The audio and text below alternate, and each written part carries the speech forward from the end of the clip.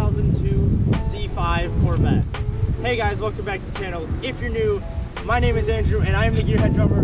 Make sure to hit that subscribe button if you haven't already. Make sure to hit that notification bell so you know when all my newest content comes out. Guys, I'm so happy to have this car. This has been like a dream of mine to do a review on this car because Van, thank you so much for this car and letting me borrow it to do the review. He cannot be here because he's got other plans, but he was very reluctant to let me borrow this car, and thank you so much for that. Make sure to follow him on Instagram, i.am.iron.van. Again, huge thank you.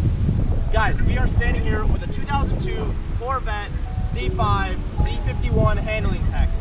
Now, some of the cool features about this car is it's got an LS1, it produces 350 horsepower, it's got a T56 transmission. It is one of the best transmissions, manual transmissions ever made, at least in my opinion, is one of the best manual transmissions, and it comes in a Z51 handling package. If you did not see, when Van took me to the racetrack in this thing, he was running 1 minute and 29 seconds around a track that was, most people probably run around 140, and he's on a street alignment, but he's got the Z51 handling package. It's a really good suspension setup, it handles really well. This car is honestly incredible.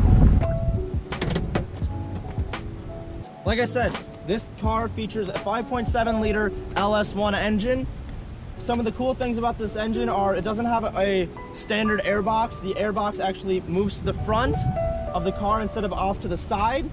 So as the car moves forward, it is better for airflow into the engine. The 5.7 liter LS1 V8 pushes 350 horsepower and it pushes 350 foot-pound of torque. So 350 horsepower, big whoop, right? Most V6s can produce 300 horsepower.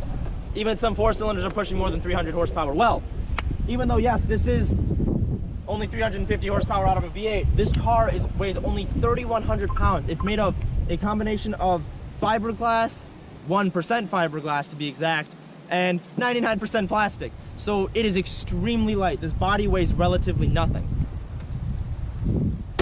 Like I said, this car does feature a 6-speed manual T56 transmission. It is one of the most smooth and one of the most buttery transmissions that I've ever felt, and it's still very aggressive gearing, perfect for when you're driving on the track. Quickly, different time and place, but so one of the greatest things is this Targa top is freaking amazing. So the way you take it off is you move these visor out of the way, and then you have handles, one here and one there. First. And you have a handle right there, and you start with that one. So remove that, you flip these handles right here, and then it pops up.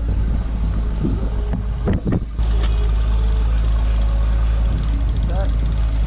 Alright, next to the other side. Can we line it up? Bam, bam.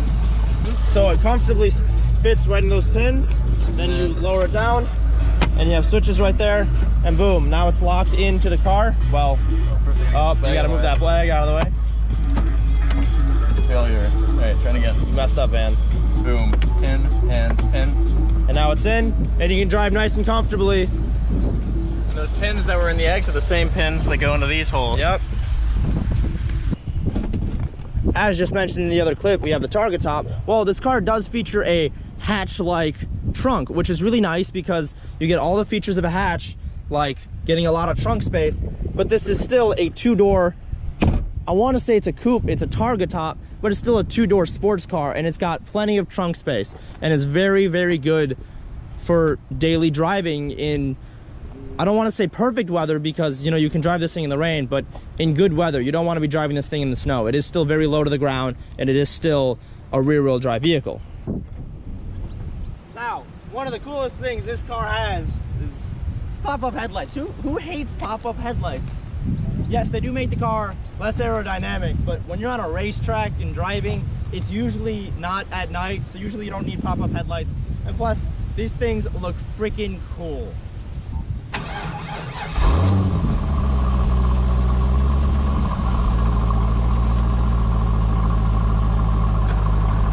This is completely stock exhaust.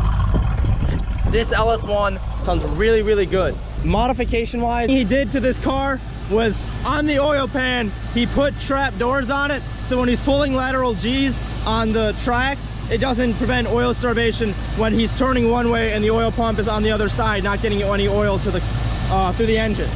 Now, I know if I don't mention it in the review, Van will get very upset with me, and since this is his car, he's letting me borrow it, I have to follow all of his rules.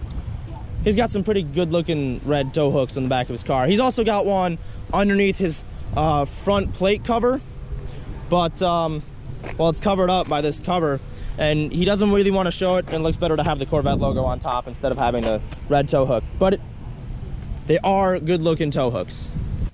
So guys, also, as well as, you know, being a fun car with, you know, ton of horsepower, lightweight, this car is the second most aerodynamic car GM has ever made.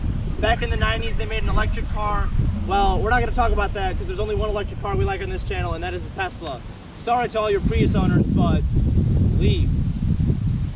This is a really smooth and aerodynamic car. Aero does not like sharp edges like the C7. Yes, the C7 looks cool, and the C6 is very similar to the C5. It doesn't have the pop-up headlights. Other than that though, the C6 and the C5 are the two most aerodynamic Corvettes made, and the C5 is even more aerodynamic because the C6 still had a few more sharper edges than the C5. And it's so sleek, and it just looks so great. I love this car. Now, before we start driving, this is the red key. This is a Dodge Hellcat. Van gave me the red key, the fast key. I don't know why he would possibly trust me with the fast key, but he gave it to me. So sitting in this car, as soon as you get in, it's actually quite comfortable. I adjusted all the mirrors previously to starting this review, and it's actually, I see very well out of this car, surprisingly. There's a lot of space forward, like this windshield isn't as flat as you'd think. The side view mirrors, you see a lot out of them for them being so small, and the rear hatch, see a ton out of it, honestly. It's quite comfortable to be in this car. I don't feel compressed in it being a full black interior. It's really nice. Now, you can't do a review without driving a car.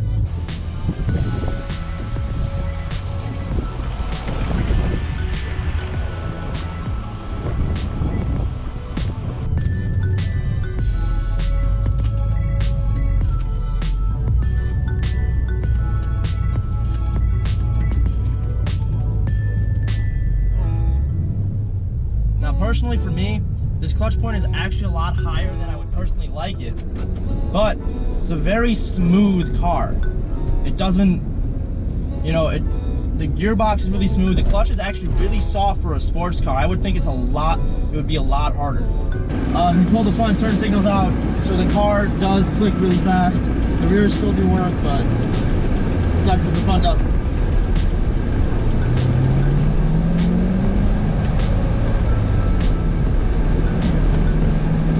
Not very good at driving super aggressively, so I'm not gonna be pulling a stick at least. So I'm not gonna be, you know, hooning this car around. It's also not my car. The owner's not here. He didn't really give me permission to hoon around in it. So I'm just, you know, I'm driving it around, you know, comfortably like I would daily drive any vehicle. It's actually very smooth. Pull up to this roundabout right here.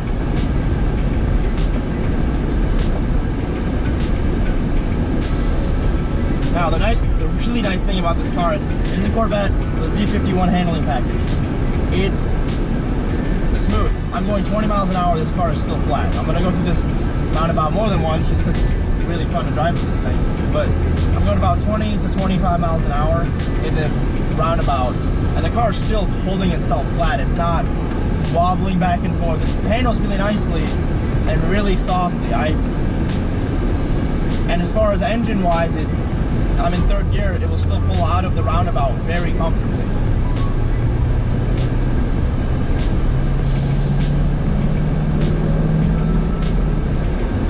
Okay guys, so that is my review on a 2002 C5 Corvette. Again, huge thank you to Van. Make sure to follow him on Instagram. I am Iron Van. Thank you so much for letting me borrow the car. I appreciate it so much. It's a fun car to drive. It's great. Guys, if you like the video, if there's anything that you think I missed or that you think I should have said in the video, make sure to comment that down below. Guys, if you like the video, please make sure to like, comment, definitely hit that subscribe button so you know when there's more content coming out. Hit that notification bell so you know when it comes up. And guys, I will see you guys next time.